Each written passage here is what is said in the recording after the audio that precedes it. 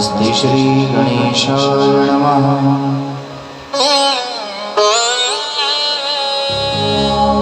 श्री सद्गुरु चरण कमलेभ्यो नमः। श्रीमन्महासरस्वत्यै नमः।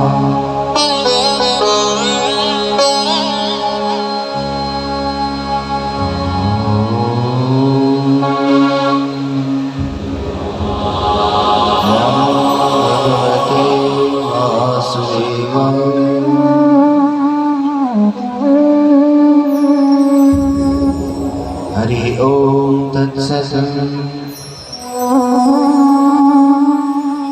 हरि ओम तत्सत्।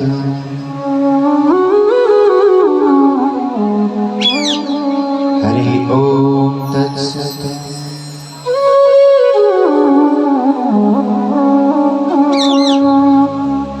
स्थापकाय धर्मस्य सर्वधर्मस्वरूपम्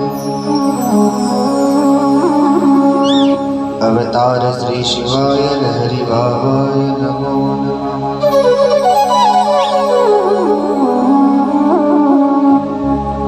ध्यानमूलं गुरुमूर्ति पूजामूलं गुरुपदम्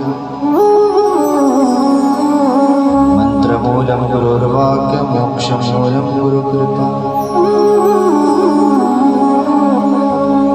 नीलाम्बुजश्यामलकोमलाङ्गं सीतासमारोपितमभङ्गम् पाणौ महासायकचारुचापं नमामि रामं रघुवंशम्।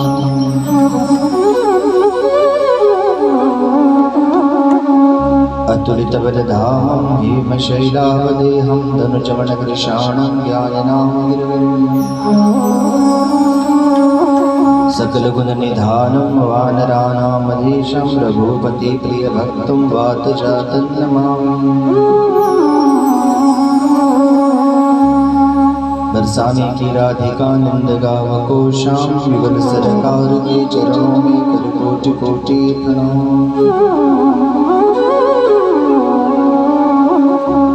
कृष्णाय वासुदेवाय हरये परमात्मने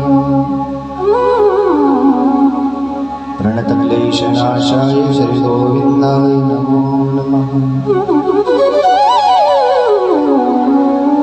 श्री गोविंदाय नमो नमः।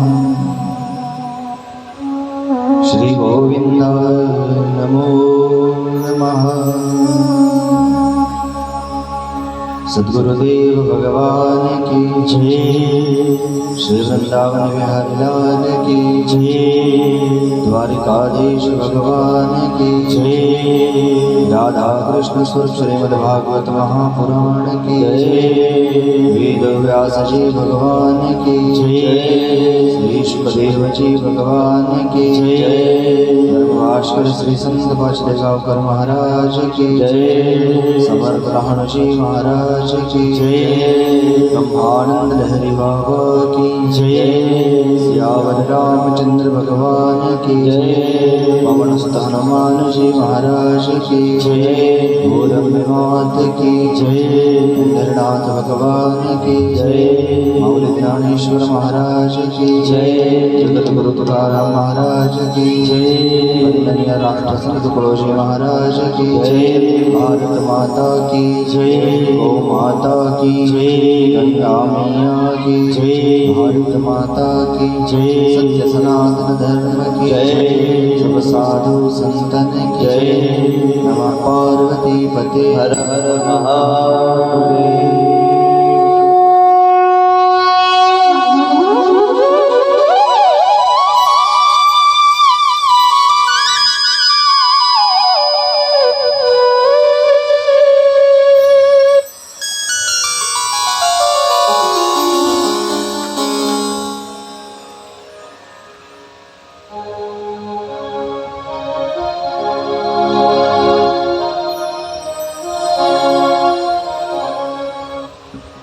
करारविंदे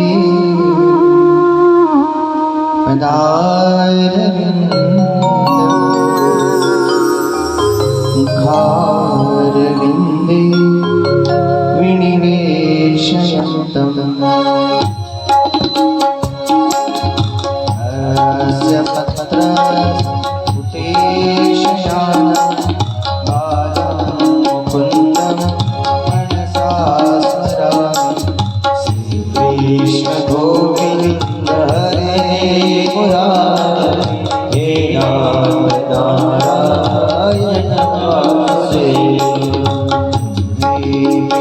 व्रत में देव गोविंद राम नर माधवेति गोविंद राम नर माधवेति श्री कृष्ण गोविंद हरे मुरारे हे नाथ नारायण वासुदेव।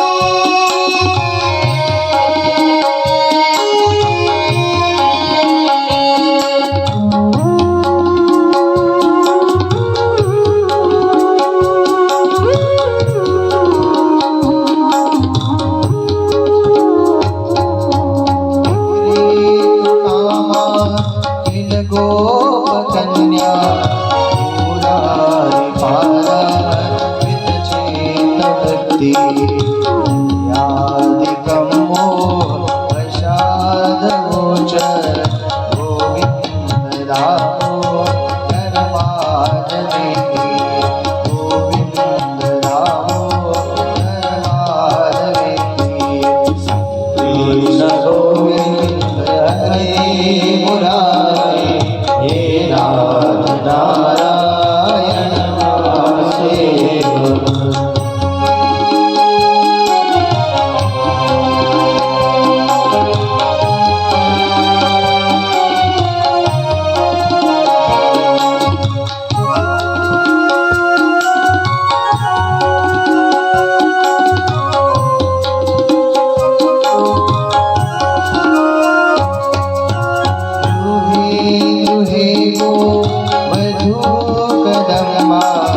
सर्वे मिलित्वा समवाप्ययोगं पुण्यानि नामानि पठन्ति नित्यं गोविन्द रामो नर माधवेति गोविन्द रामो नर माधवेति कृष्ण गोविंद हरे मुरारे हे नाथ नारायण वासुदेव।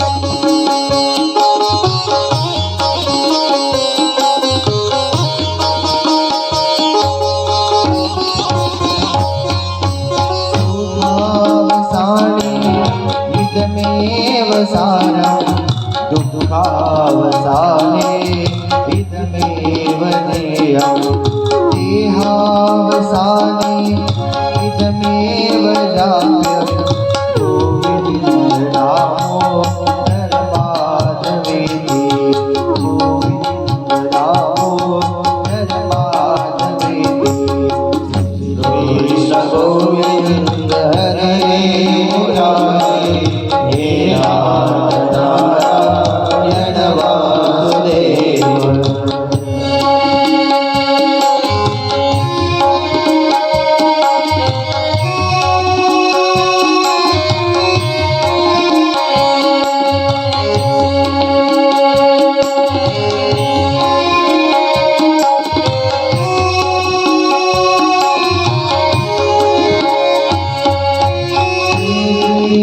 राधा वर गोकुलेश गोपाल गोवर नंदनाथ विष्णु जिह्वे बसवा व्रत में देव गोविंद रामो नर माधवेति गोविंद रामो नर माधवेति कृष्ण गोविंद हरे मुरारे हे नाथ नारायण वासुदेव हे नाथ नारायण वासुदेव हे नाथ नारायण वासुदेव।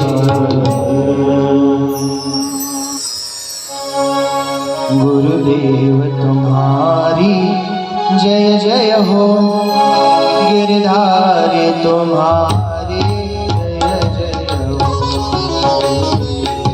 तुम्हारी जय जय हो गिरधारी तुम्हारी जय जय हो गुरुदेव तुम्हारी जय जय हो गिरधारी तुम्हारी जय जय हो गुरुदेव तुम्हारी जय जय हो गिरधारी तुम्हारी जय जय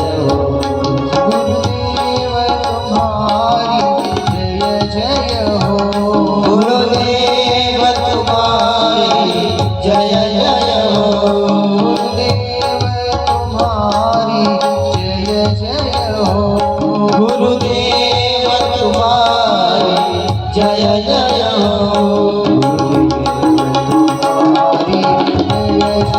हो गुरुदेव तुम्हारी जय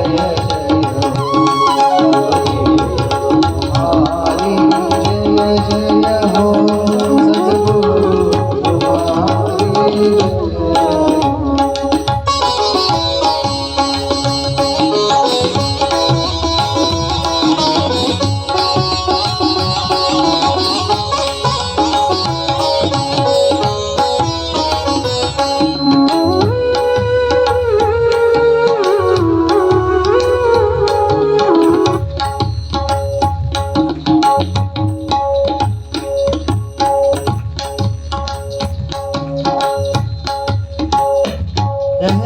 जय जय हो लहरी बाबा तुम्हारी जय जय हो लहरी बाबा तुम्हारी जय जय हो लहरी बाबा तुम्हारी जय जय हो गिरधारी तुम्हारी जय जय हो गुरुदेव तुम्हारी जय जय हो गिरधारी तुम्हारी जय जय हो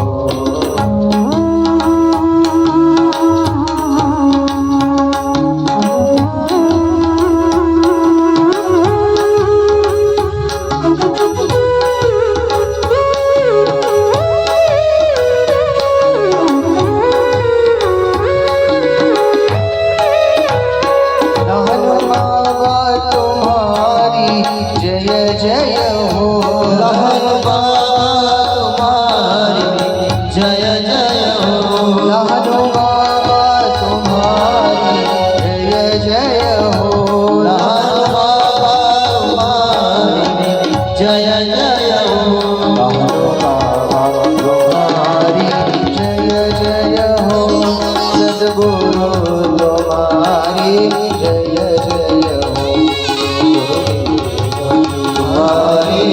जय जय हो गिरधारी तुम्हारी जय जय हो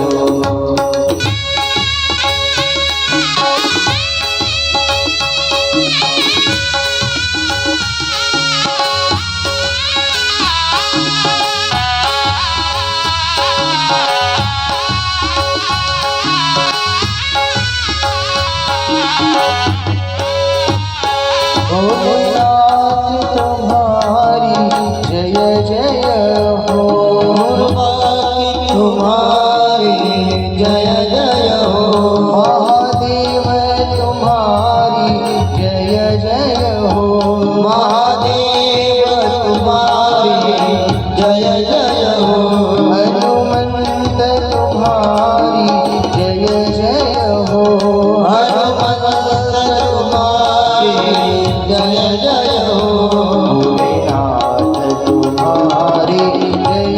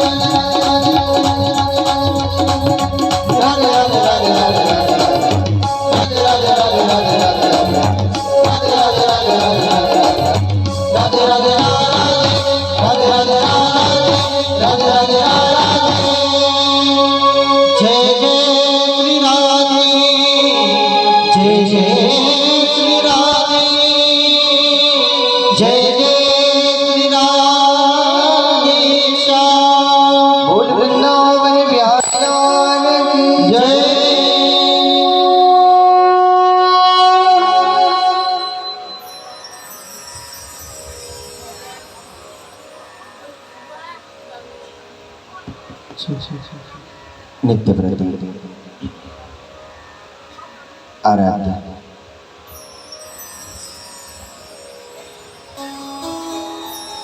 परमहंस ब्रह्मानंद हरि बाबा सतगुरु श्री रामजी महाराज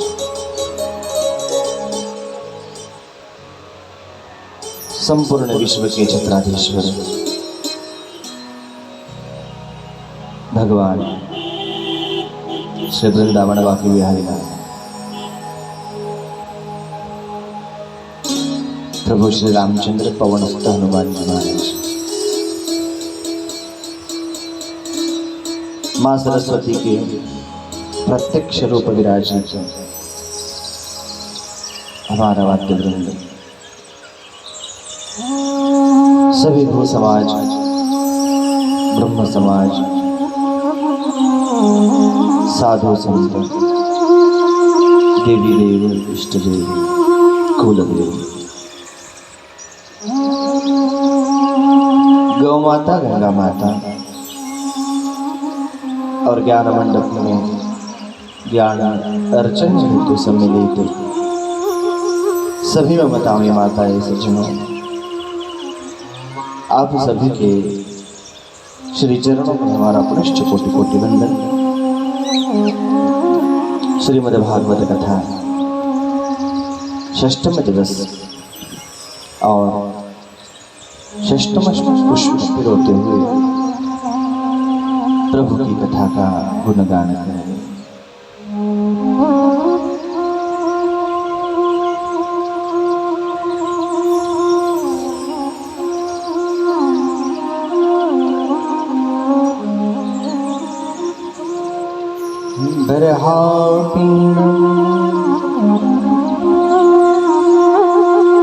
नटवरवपो कर्ण्यो कर्णिकारम् बिभ्रदवासः कनककपेशम् वैजयन्ती च माला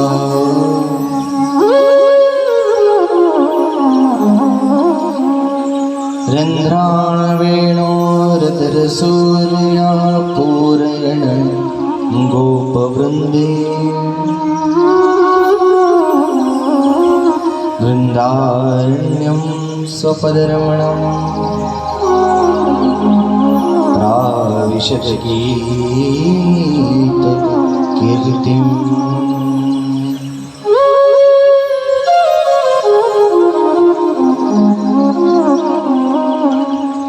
बरहापि नाटवरवपो कर्णियो कर्णिकार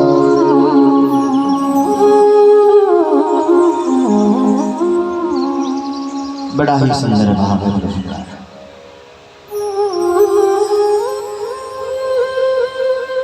जब ठाकुर जी ब्रज में थे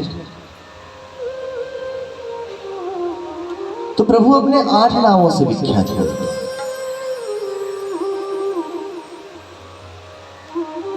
जैसे भगवान राम जी का संपूर्ण विस्तार 9 संख्या में किया गया है, उसी प्रकार भगवान कृष्णचंद्र का विस्तार 8 में है। उनका अवतार जो था वो भी अष्टमी का था, मतलब 8वीं थी। उनका जो अवतार था वो भी 8वां ही था, 8वीं संख्या थी। पहले 7 भाई, 8वें भगवान। प्रभु के नाम भी 8 ही है।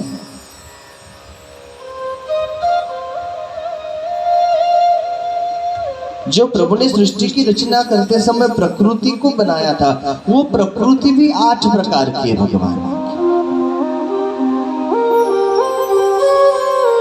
सब कुछ 8 8 8 में।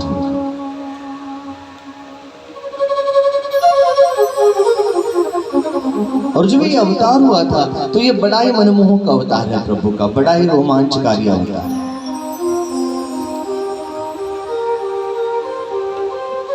और जब अवतार प्रभु लेते हैं तो बड़ा ही भाव प्रधान प्रसंग इसमें आता है। और आज एक बात सुन लीजिए आप। आज हमारे पास समय बहुत कम है, क्योंकि समय सबसे बड़ा बलवान होता है। समय मूल्यवान भी होता है, कीमती भी होता है, अनमोल भी होता है समय। और उसी समय का ख्याल रखते हुए आज हम इधर उधर ना फिरते या फिर इधर उधर ना ही भटके तो अच्छा। आइए सीधा कथा में प्रवेश करें, क्योंकि भगवान कृष्ण की जो लीला है वो अनुपम है। हमने कल ही आपसे कहा था, ना तो इनके जैसा कोई भगवान होगा, ना इनके जैसा भगवान कोई हुआ ना है। इतना सुंदर रूप था कृष्ण, जो सारे विश्व को अपनी तरफ खींच ले, जो सारे जगत को अपनी तरफ आकर्षित कर ले, उसे कृष्ण कहते हैं। 8 आप यहाँ बैठने वाले सभी बड़े कृष्ण भक्त हो, है ना, वो सबको पता है। और कृष्ण की कृपा आप पर होने और जब वो हो रही थी तो संपूर्ण ज्ञान ठाकुर जी ने आपको दे दिया। तो आप सबको पता है, क्योंकि आप कृष्ण भक्त हो, क्योंकि आप कृष्ण प्रेमी हो। तो भगवान की उस 8 नामों से आप भली भांति परिचित हो। आप सबको पता है कि वो 8 नाम कौन से है ना, पता है ना आपको? चलो बताओ, पता तो है, बताओ तो याद नहीं है।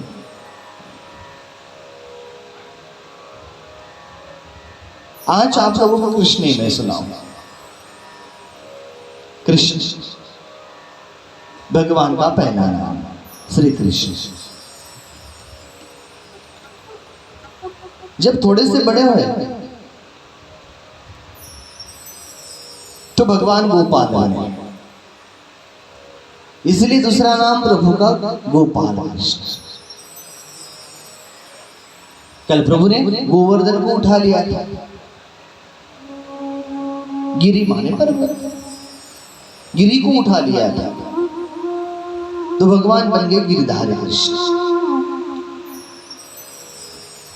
जब राधा जी के साथ प्रभु का मिलाप हुआ, जब राधा जी भगवान के समक्ष आती है तो पता है, तो भगवान का नाम था राधा कृष्ण। गिनती अच्छे से करना। जब बांसुरी हाथ में पकड़ ली प्रभु ने, तो भगवान का एक नाम और है, बंसीधर कृष्ण है या फिर मुरलीधर कृष्ण को। बंसी मुरली एक ही। आगे चल के प्रभु रासलीला बचाएंगे तो भगवान का एक नाम यहाँ पे रासेश्वर कृष्ण। कितने हुए नाम?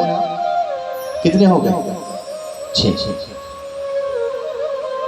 उसके बाद ब्रज के ईश्वर थे ब्रज में वास करते थे। तो भगवान का एक नाम ब्रजेश्वर कृष्ण और 8वां नाम प्रभु का योगी। योगी भी योगी है, योगी लोगों को योग सिखाते हैं, इसलिए भगवान का 8वां नाम जो पड़ा था वो है योगेश्वर कृष्ण। ऐसे 8 नाम थे ये कृष्ण। अभी ये बात आती है कि भगवान यशोदा के घर में क्यों आए और किसी गोपाल भैया क्यों नहीं गए, अन्य गोपी भी थी, तो फिर प्रभु ने यशोदा का घर क्यों चुना था, नंद बाबा का घर क्यों चुना था? इस बारे में कुछ जानते हो? नहीं जानते। अगर भगवान कृष्ण के रहस्य को अगर जानना है तो पहले मूल देखना पड़ेगा।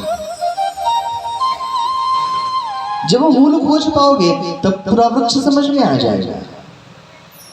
अगर मूल समझ में नहीं आएगा तो वृक्ष समझ में नहीं आएगा। तो कृष्ण वो कल्पतरु वृक्ष है, वो कल्प वृक्ष है, जाके नीचे अगर कोई बैठ जाए तो सारी इच्छाएं अपने आप पूरी हो जाती है। इसीलिए कृष्ण के मूल को जानना अत्यावश्यक है। अब चलिए, भगवान श्री कृष्ण यशोदा के घर में क्यों आए थे, ये कथा मैं आप लोगों को सुनाऊं।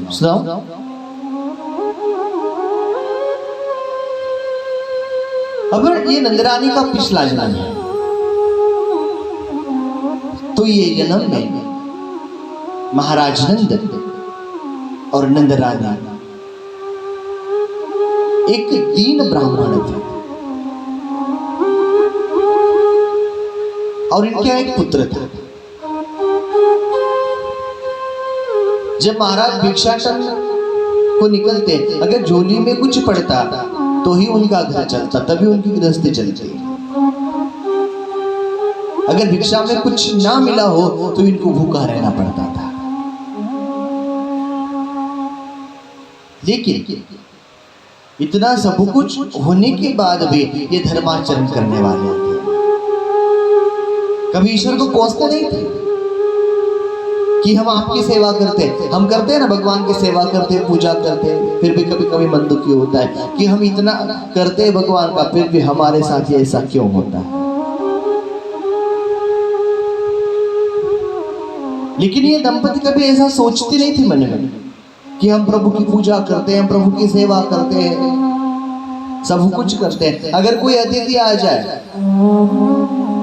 तो स्वयं के समक्ष में जो पड़ा रहे वो भी उसे दान में देते थे। इतने दानवीर थे, दशग्रंथी थे, वेद विद्या पारंगत थे,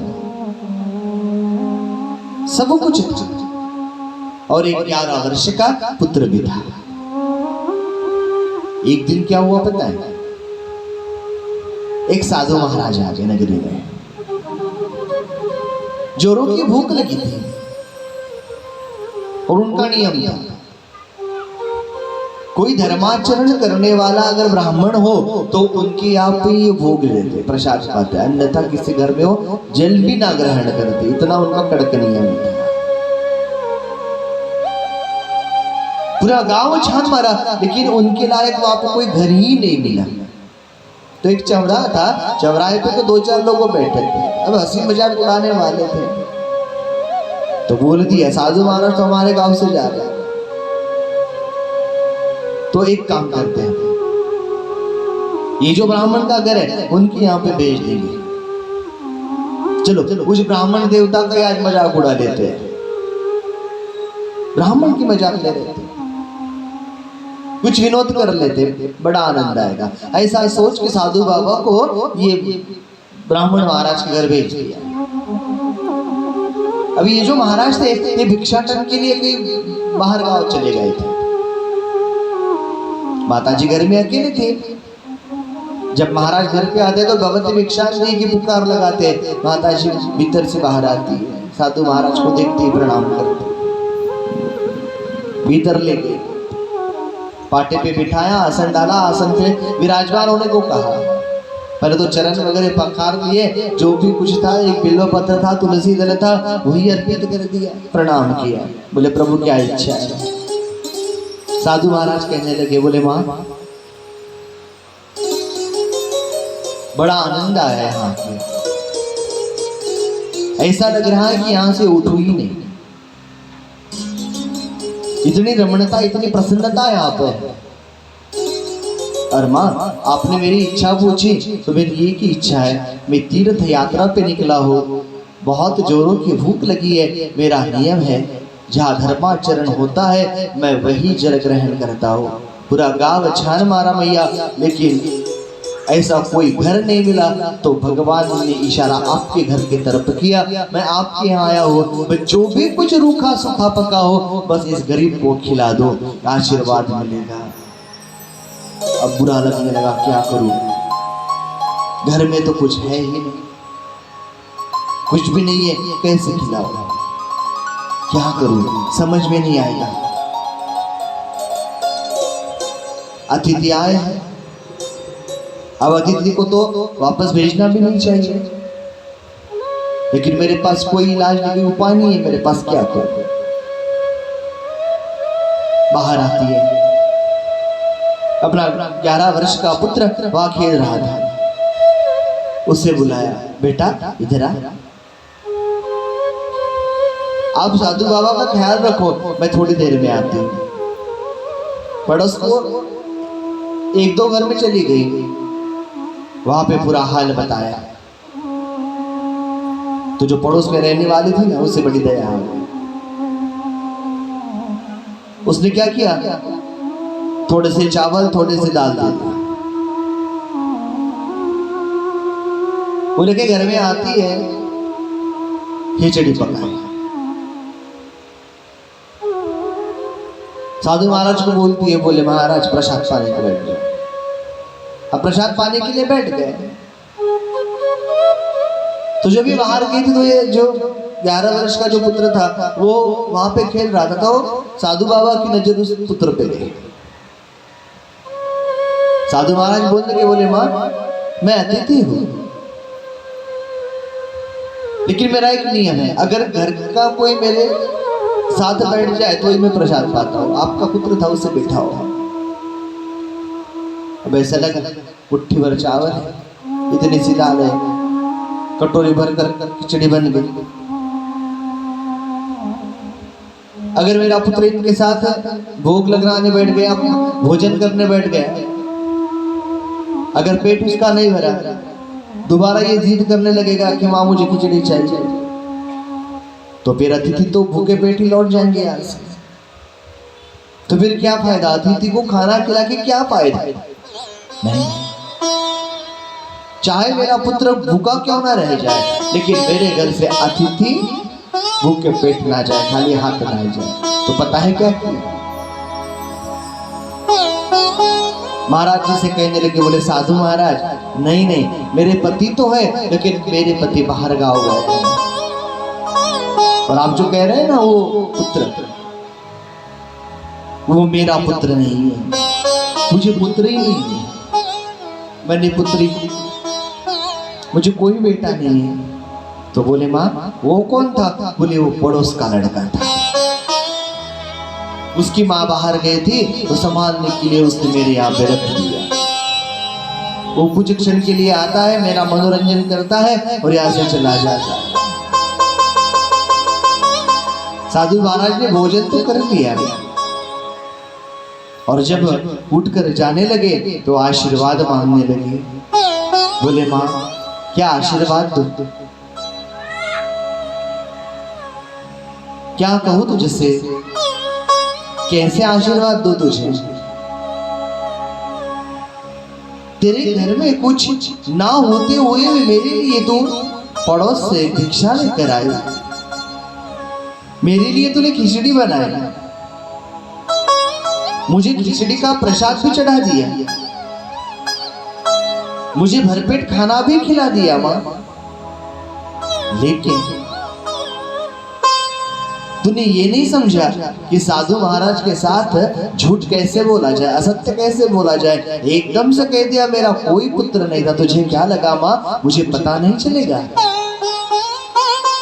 वो तेरा ही पुत्र था, लेकिन फिर भी तू ये कहती कि वो मेरा पुत्र नहीं है।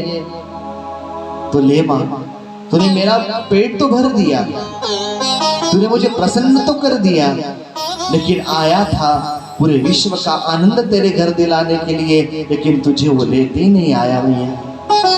देख ये जन्म में तो नहीं, ये जन्म में तेरे कर्म इतने अच्छे कर्म है, तो अगले जन्म में सारे विश्व की संपत्ति तेरे घर दस्तक देगी, सारे कुबेर की संपत्ति तेरे घर जल भरेगी भैया। लेकिन तूने जो मुझसे कहा था ना मेरा कोई पुत्र नहीं है, तो तू पुत्र सुख से वंचित रहेगी। अगले जन्म में कोई पुत्र नहीं होगा तेरे घर पे।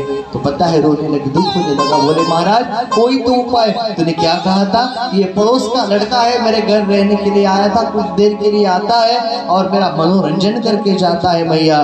तो बस यही समझ ले ईश्वर का अवतार होगा, लेकिन वो दूसरे गांव में होगा, लेकिन किसी की अमानत तेरे घर में संभालने के लिए आएगी। बस 11 वर्ष ब्याज 56 दिवस, 11 वर्ष 56 दिवस तक भगवान तेरे घर रहेंगे भैया।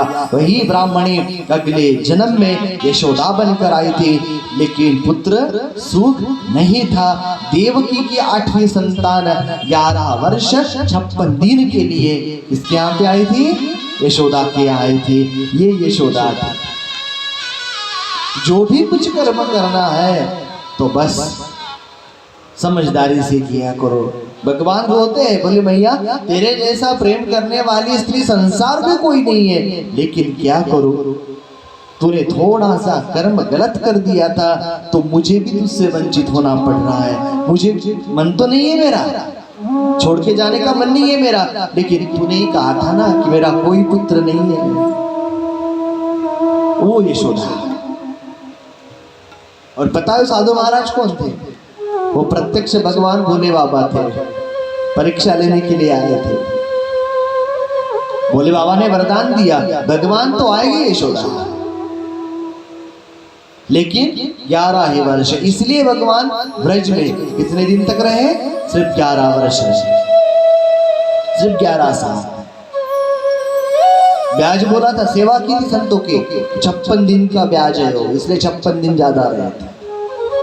जैसे 57वां दिन आया तो भगवान ने गोकुल का त्याग कर दिया, ब्रज का त्याग कर दिया।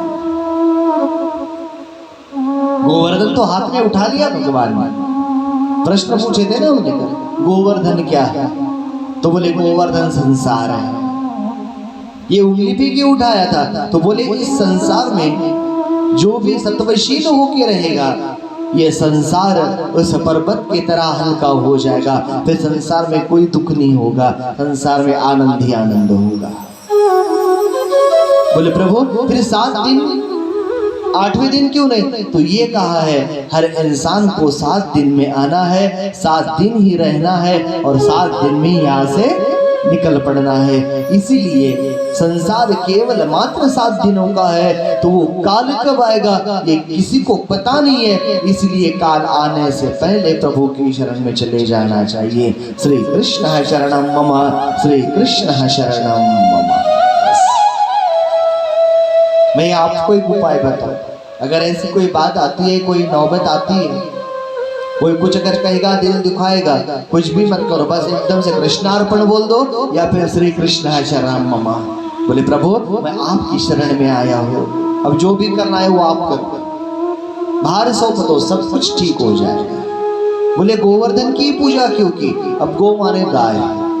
तो प्रभु ने हमें ये संदेश दिया है कि गोवंश बढ़ाओ, गोवंश की पूजा करो, क्योंकि 3 चीजें ऐसी होती है संसार में।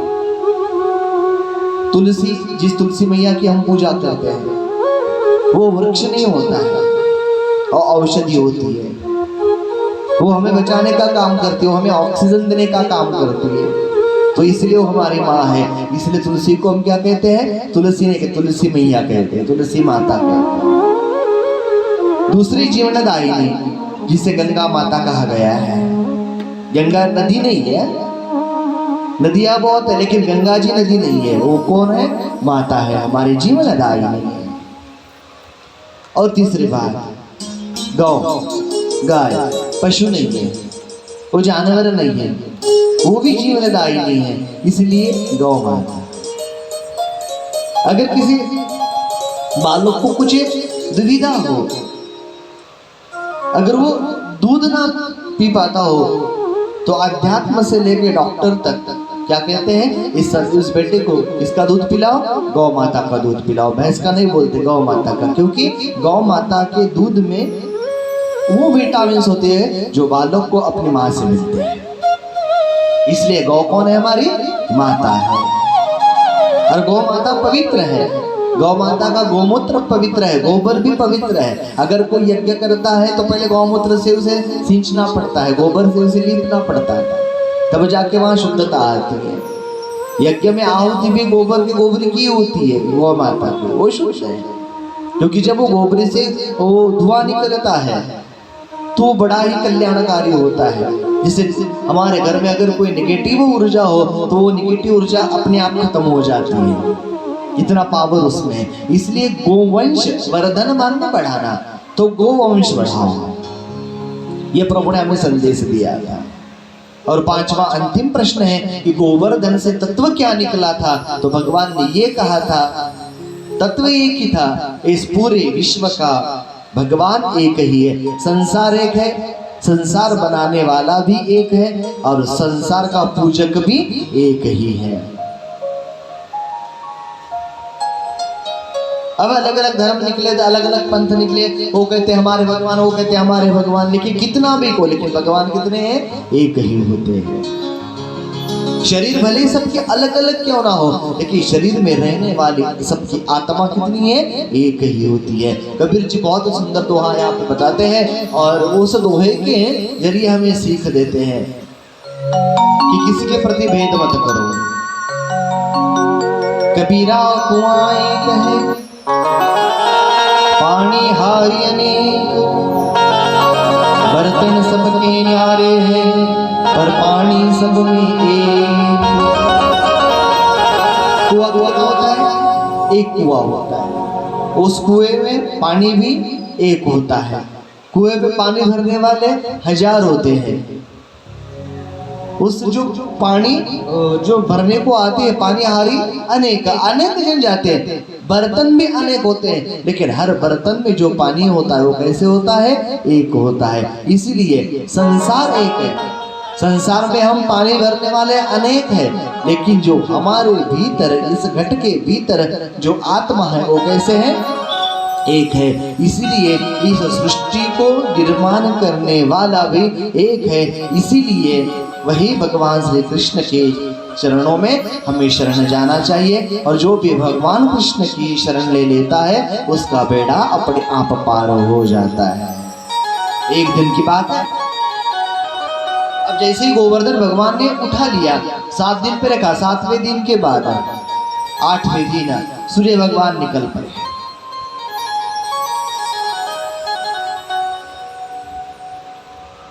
और जैसे ही सूर्य भगवान निकल पड़े तो पूरी धरती सूख गई। जो 7 दिन पहले वातावरण था वो पुनश्च वैसे के वैसे हो गए। अब इंद्र शरण में आते हैं, क्योंकि इंद्र को अहंकार हुआ था, इसलिए तो वर्षा करवाई थी ना। अब इंद्र शरण में आते हैं, बोले प्रभु कैसे? भगवान के तुझे क्या लगा? बोले कि तू सारे समर्थक मेघों को आज्ञा देके व्रज को तहस नहस करने की इच्छा करता है, तो क्या मैं डर जाऊं? बोले ना, जिसका पालनहार मैं होता हूँ उसका बाल भी। गोस्वामी बहुत बड़े सुंदर भाव में लिखते हैं, जितने तारे गगन में उतने बैरी होए, जा पै कृपा रघुनाथ की तो बाल न बाका होए। तुझे क्या लगा? बोले इंद्र, अरे ये मेरा ब्रज है, और मैंने कहा था कि इंद्र की पूजा बंद करो। हाँ, मैंने कहा था, क्योंकि तुझे अहंकार, और जिसे अहंकार होता है ना इंद्र, वो कभी देव नहीं होता है। अब क्या करूं? बोले तेरी इच्छा। तो स्वरूपी कुंड का निर्माण करवाया और स्वरूपी कुंड के जल से भगवान के चरणों का चरणामृत अभिषेक इंद्र ने करवाया और इंद्र स्तुति करके वहां से चल दिए। अब भगवान रोज रोज कोई ना कोई लीला रचाते हैं। एक गोप था, वो भगवान श्री कृष्ण से ईर्ष्या करता था, जलता था। बोले पागल हो गई, बोले गोपियां घर का सब काम धंधा छोड़ के उसके पीछे पड़ी है। क्या है? उसकी बांसुरी सुनी, ताल सुनी तो निकल पड़ती है। बोले क्या है? बोले नहीं, मैं कुछ ना कुछ तो करूंगा। बोले इसका पता है, एक दिन भगवान ऐसे मधुबन में खेल रहे थे तो चुपके से इसने भगवान के ऊपर पत्थर फेंक दिया। भगवान बोले तू रुक। वो तो अंतर्यामी थे, सब जान लिया उन्होंने। बस तू दिन भर इंतजार कर ले, बाद में देखना क्या होता है। और जो उसकी पत्नी थी, जिसका नाम विशाखा था, वो भी थोड़ा प्रभु से ईर्ष्या करते थे। क्या हुआ पता? बहुत सुंदर लीला है भगवान की। अभी रात्रि का समय था, आराम से सो रहे थे। भगवान सूक्ष्म रूप से वहां पधारे और ये जो गोप था ना, इसकी यहां इतनी बड़ी लंबी दाढ़ी थी। ये कभी दाढ़ी नहीं बनाता था। तब से ये प्रथा पड़ गई कि सब दाढ़ी बनाने लगे, क्योंकि फिर हमारे पे कोई ऐसा संकट ना आए। ये इतनी बड़ी लंबी दाढ़ी थी। और जो ये गोपिका थी, इसकी जो चोटी थी ना, यहाँ इतनी बड़ी थी। तब कोई वापकट नहीं होता था। ये अब होता है, वापकट होता है ना, वो अब होता है, पहले नहीं होता था। तो इसके लिए इसकी जो चोटी इतनी बड़ी थी, क्या किया होगा भगवान ने? समझ गए होंगे आप क्या किया पता है? इसकी चोटी ऐसे पकड़ी और इसकी दाढ़ी ऐसे पकड़ी, गांठ बांध दिए। सवेरे देखना बोले तो अब क्या होगा। अब भोर हुई। अब इसका नियम था, ब्रह्म मुहूर्त पे उठना, जमुना पे जाना, स्नान संध्या करना, भगवान का दर्शन करना, सब नियम था। अब 4:30 पौने 5 बजे होंगे शायद, ये उठने लगा। जैसे उठा तो दाढ़ी को झटका लगा। इसे दाढ़ी को झटका लगा तो पता है अपनी बीवी से क्या बोलने लगा? पागल हो गई क्या? बोले तू ठीक है, बोले 15 दिन से तू बोल रही है, बोले कि दाढ़ी कटवा लो। नहीं काटी, लेकिन मैं आज कटवा के आऊंगा ना। बोले लेकिन अब तो छोड़ दे, जो दाढ़ी को तूने पकड़ के रखा है अब तो छोड़ दे। इसे लगा ये पागल हो गया। मैंने कहा इसकी दाढ़ी पकड़ी है, ये भी उठ लगी थी, इसकी चोटी को झटका लगा। पागल हो गए बोले। मैंने कहा दाढ़ी खींची। बोले आप कितनी चोटी खींच रहे? बोले मेरी ऐसा क्यों कर रहे हो? बोले फिर जब दिन निकल आया तो ये दृश्य सामने देखा। पहले कई चिल्लाया, काटने लगा, लेकिन क्योंकि ब्रह्म घाट थी, अग्नि लाओ बोले जला सके, लेकिन जल भी नहीं पाए, कुछ भी नहीं। पूरे ब्रज में हंगामा। तब जाके उनकी बारात निकाली, टेर कदम के नीचे आया। फिर भगवान वहां पर नंद बाबा हंसने लगे। पागल हो गए। बोले क्या किया? बोले करना माँ आपने, या इसी गांठ क्यों बांधी? बोले हमने बांधे। आपने बांधी तो कौन बांधने आएगा? बोले आपने घर में कौन बांधेगा? बोले ये वहां थे 7 साल के, ये गए। बाबा बोले क्या मैं खोलूं? कहा ना चुप, ये बड़ों का मामला है। बोले छोटे इसमें कभी ना गिरे। बोले बाबा अगर मैं इसमें ना गिरूं ना, बोले तो ये जिंदगी भी नहीं खुलने वाली। बोले बस रहो वैसे के वैसे। खड़े हो गए अपनी मुरली लेके ऐसे। थोड़ी देर के बाद वो विशाखा की नजर गई बोले भगवान के पास। वो विशाखा बोले क्या है? भगवान बोले ना क्या करेंगे ऐसा? बोले ना मेरे बाप छोड़ दे। कुछ नहीं किया। क्या किया होगा? बस जाके हाथ लगा दिया। जैसे ही हाथ लग गया, दाढ़ी चोटी खुल गई। एक लीला भगवान की दर्शन हुई। फिर यज्ञ पत्नियों पर भगवान ने कृपा करी। दावा नल को भी भगवान ने प्राशन कर लिया। अब जैसे ही काय म्हटलं तुम्ही?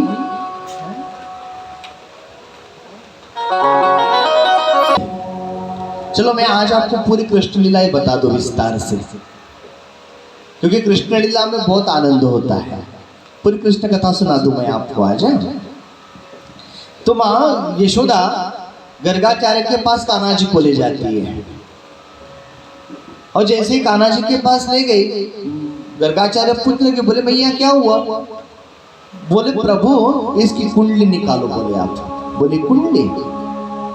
सारे विश्व की कुंडली इसके पास है। बोले मैया मैं कैसे इसकी कुंडली निकालूं? बोले नहीं प्रभु कुछ भी करो, लेकिन पंचांग देखो। बोले आप आज ठीक है, पंचांग निकाला। क्या हुआ? बोले ये बहुत शरारती है, तू एक काम कर। बोले तू चौथ का व्रत कर, तू चौथ का व्रत कर। बोले कितनी करूं? जितने मन में आए उतने कर। बोले क्या? बोले अब 2-4 चौथ हो गए। चौथ समझते हो ना, चतुर्थी। 2-4 चौथ हो गए। अब भगवान बोले गणपति की पूजा इसने करवाई, तो बोले थोड़ा शांत होना पड़ेगा। अब बस दिखावे के लिए थोड़ा सा शांत हो गए। फिर किसी के यहाँ जाते नहीं थे, किसी के मटके नहीं फोड़ते थे, किसी का उलाहना नहीं आता था, किसी का पल्लू नहीं खींचते थे, किसी का माखन नहीं गिराते थे, चुपचाप मधुबन जाते थे, चुपचाप गौए चुराते थे, चुपचाप घर पर। माँ को लगा कि मेरा बेटा शांत हो गया। बोले चलो 5वीं इसमें उद्यापन कर लेती हो। बोले इसका 5वां चौथ आया, उद्यापन की सारी तैयारी, गर्गाचार्य आने वाले थे, तो इसलिए मोदक बनाए। मोदक समझते हो ना, ये मोदक बनाए क्योंकि गणेश जी को प्रिय होते हैं। अब बोलती है मैया कान्हा, हाँ मैया जरा इधर आ बेटा। बोले क्या है? मैं ना जमुना जी जाती हूँ, स्नान करके आती हूँ। बोले स्नान करके? ठीक है, तब तक तू ना अपने घर में ख्याल रखना, कोई आए कोई जाए तो ठीक है। हाँ मैया वो तो मैं सब कुछ करूँ, लेकिन एक मोदक देना। बोले मेरे को?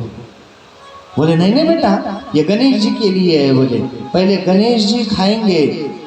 माँ कितने मोदक बनाए तूने? 21 है। 21? इसका पेट तो बहुत बड़ा है। बोले 21 मोदकों से कैसा होगा? अरे वो बोले इतने से बनाए, इतने बड़े बड़े मोदक बनाए थे। बोले हाँ ठीक है। फिर तो क्या किया पता है? ठीक है, अब इतना विश्वास था अपने बेटे पर, इतना विश्वास था, अब पहले समझने को होना था ना ये कौन है। बोले मैं जमुना जी वो आती हूँ। बोले ठीक है। क्या किया पता है? वो जो प्लेट थी ना मोदक की, वो किचन रैक के ऊपर रख दी माँ, कि कान्हा का हाथ ना जाए वहां तक। हाँ देख, हाँ शरारत मत करना। नहीं माँ तूने चौथ किया है ना, मैं शांत हो गया हूँ, आप तू टेंशन मत ले। बोले मेरा ठीक है, लकड़ी देना। लकड़ी किस लिए होना तेरे को? नहीं अगर कोई घर में आ जाए तो हका लूंगा। बोले उससे द्वारे खड़ा रहूंगा। बोले हाँ ठीक है ये लकड़ी ले। वो पद्मावती ने दी थी ना कल, तो लाई थी, बधाई में लकड़ी लाई थी, वो लकड़ी आती है। बैठ गए, ये घड़ा वड़ा लेके चले गए। 2, 4, 5, 10 मिनट हो गए इधर का उधर। क्या करना पड़ता? बस ऐसा हाथ किया, मोदक की पूरी प्लेट इधर। गणेश भगवान बोलने लगे ओ महाराज। बोले क्या है? ये मेरे लिए। जब बिल्कुल जब। बोले खबरदार माँ को बोला मैंने खाया तो बोलना नहीं। बोले मैंने खाया। क्या भगवान? बोले पूरी 21 साढ़े 20 मोदक खा लिए। कितने खा लिए?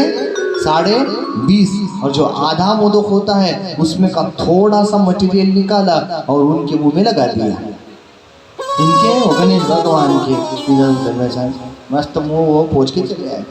कान्हा क्या कोई आया था बेटा? नहीं भैया कोई नहीं आया था। बोले पक्का कोई नहीं आया था। चलो मैं अब पूजा कर लेती हूँ, जल्दी से निपटा ले पूजा, बहुत भूख लगी है, मोदक की इच्छा है। बोले खाने की है। अब पहले इसने पूजा को बैठने से पहले देखना चाहिए था ना मोदक की प्लेट। बेटा बड़ा विश्वास था। बैठ गए पूजा में, सब पूजा हो गए, भोग लगाना था। बोले कान्हा, बोले क्या है? बोले वो मोदक की प्लेट तो ला जरा बेटा। बोले माँ कहाँ पे रखी है? बोले वो किचन रैक के ऊपर है। बोले माँ कितनी ऊपर है? बहुत ऊपर है, मेरा हाथ थोड़ी जाता है। बोले वहां तक तू ही उठ ले। बोले मैया और निकाल ले। बोले वहां से मैं तब तक गणेश भगवान की आरती करने बैठ जाता। बोले बैठ गए वहां पे। जय गणेश जय गणेश जय गणेश देवा। ऐसा कुछ गुनगुना दे। माँ को लगा मेरा बेटा कितना भक्तिमान हो गया। जैसे ही प्लेट निकाली, प्लेट हल्की हल्की थी, कुछ भी नहीं था उसमें। ए कान्हा, बोले क्या हुआ मैया? मोदक किसने खाए? मुझे क्या पता बोले किसने रखा था। बोले तूने इतना ऊपर रखने के बाद मेरा हाथ रोने भी लगे। अरे रो रो रो मत, मैं तुझ पे शक थोड़ी ना कर रही हूँ। बोले सिर्फ पूछ रही हूँ। बोले बेटा मोदक कहाँ गए? बोले मैया सचमुच बताओ क्या? बोले क्या हुआ था? बोले बिल्कुल बताओ, पक्का बताओ। बोले पक्का बताओ। तेरे गले की सौगंध बोलूं? बोले मेरे गले की सौगंध ने, तूने नहीं बोला तो मेरा विश्वास है, लेकिन बोल। बोले अब क्या जाने मैया कौन था क्या था? ये इतना बड़ा चूहा था। बोले इतना बड़ा चूहा था, उस चूहे पे आया था। बोली कितना सा, यहाँ इतना बड़ा पेट निकल के आया था। बोले बाहर पेट निकल के आया था। कैसा था? बोले 4 हाथ थे, इतनी लंबी सूंड थी बोले उसकी। मैं तो डर गया बोले, और डर के मारे अंदर कमरे में जाके बंद हो गया। बोले मैं खिड़की से देख रहा था। बोले पूरे के पूरे मोदक खा लिए बोले उसने। उसका कभी भला नहीं होगा। बोले मेरा भी मोदक खा लिया बोले उसने। ऐसे कौन से भगवान की पूजा करती है? बोले तो बोले कान्हा सच में आया था? हाँ हाँ बिल्कुल सच में आया था। आ गई बातों में। जब भगवान गणेश पूछने लगे, बोले प्रभु खाया तो आपने था, नाम मेरा हो रहा है। तो भगवान कहते बोले आप और मैं भिन्न थोड़ी ना है। बोले आपने खाया या मैंने खाया? ना आपने खाया ना मैंने खाया। खाया तो उस ब्रह्मांड में रहने वाले हर जीव जंतुओं ने जो हमारे उदर में वास करते हैं गणेश जी। बहुत सुंदर एक एक प्रसंग श्रीमद् भागवत जी का। दावानल का पालतू कर लिया, सारे ब्रज को बचाया भगवान ने। और पता है उसके बाद एक दिन की बात है, ऐसा लगता है प्रभु को कि अब मैं 9 साल का हो चुका हूँ, अब मुझे 2 ही वर्ष रहना है गोकुल में। तो क्यों ना जिसके लिए इन गोपियों ने अवतार लिया है, तो उन गोपियों को मेरे स्वरूप का प्रदान में दे दूं, मेरे स्वरूप का दान में दे दूं। और जो स्वरूप का दान गोपियों को दिया था भगवान ने, उसे ही आगे चल के रासलीला कहा गया है।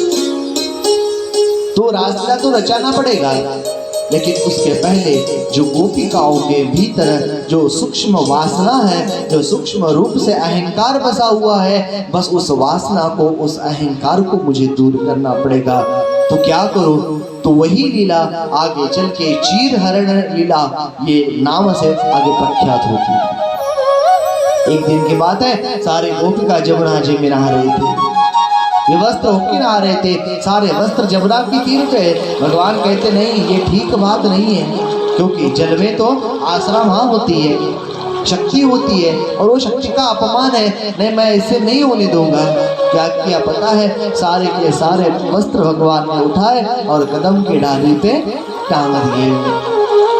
बहुत देर तक क्रीड़ा चलती रही। लेकिन जैसे ही भास हुआ तो सारे गोपिकाएं जब किनारे आती है तो किनारा रिक्त था, एक भी वस्त्र नहीं था। तो देखती है घबरा गई, कौन ले गया हमारे वस्त्र? तभी भगवान एक कदम से मुरली बजाने लगे, बांसुरी बजाने लगे। और जैसे ही बांसुरी की धुन सुनती है,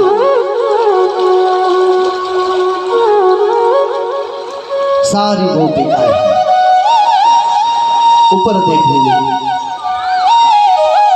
और एक मेघ से बात करने लगी। देखो मैंने कहा था ये यशोदा का छोरा ही है, ये ऐसी करामत कर सकता है, ऐसी करामत दूसरा कोई कर ही नहीं सकता।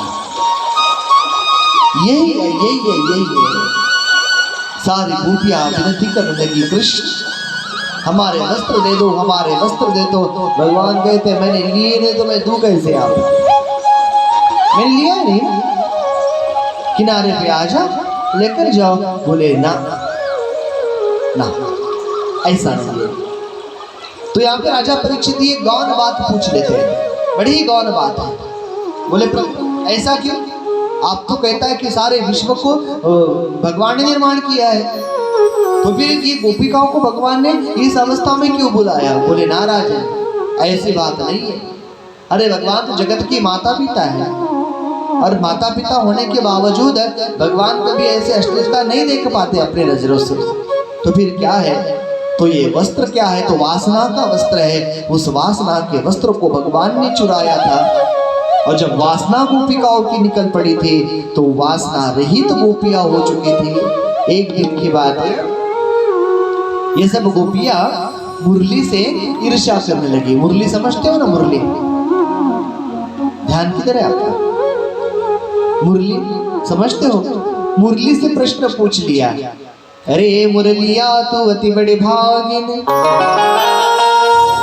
तूने कौन तपस्या कीन, तीन लोक अधिपति राजा है तेरे आधीन। ये बता वंशी, तूने तपस्या कौन की है? कभी कभी हमको भी लगता है कि हमें अपने गले से लगाए, हमारे पास बैठे, हमारे गोदी में आ जाए, हमें आलिंगन दे, लेकिन नहीं, कभी ऐसा होता नहीं है मुरली। लेकिन जब देखो तब, जब देखो तब वो आपको हाथ में पकड़ के रहता है, आपको अपने अधर से लगा लेता है, बड़ी मीठी तान निकालता है। क्या है मुरली? तो मुरली ने जवाब दिया, बोले गोपिकाओं, आप में और मुझ में एक फर्क है। मैं कैसे? पूरी खाली हूं, कुछ भी नहीं है मुझ में। ये छेद से अगर पानी डालो तो दूसरे छेद से अपने आप वो निकल आता है, पहले बार आता है कि नहीं आता है? कुछ होता है मुरली में? अगर पानी डालो उसमें तो क्या पानी अटकेगा कहीं पे? नहीं अटकेगा, सीधा पानी बाहर आ जाएगा। बस ऐसे ही बोले, मैं ना कुछ काम है, क्रोध है, लोभ है, मोह है, विकार है, वासना है, रिपु है, कुछ भी नहीं है बोले मेरे भीतर। लेकिन आपके भीतर कुछ ना कुछ तो वासनाएं हैं। जब वो वासना को आप बाहर निकाल लोगे, पूरी खोखली हो जाओगी बोले आप, पूरी रिक्त हो जाओगी बोले आप, तब आपको ये बोलना ही नहीं पड़ेगा गोपिकाओं, वो तो आपको स्वयं उठा लेगा। आज गोपियों को ये बात समझ में आई कि मुरली ने हमें ऐसा क्यों कहा था। ये वासना का वस्त्र उसने चुराया था, वस्त्र तो वापस दे दिए। और हर गोपिकाओं के कान में जाके भगवान कहते थे। अब जब से ये लीला हुई थी तो गोपियां सुध बुध गवा बैठे थे। अब एक भी गोपी अपने भाव में नहीं थी। गोपियों का भाव अलग बन चुका था अभ्यास से।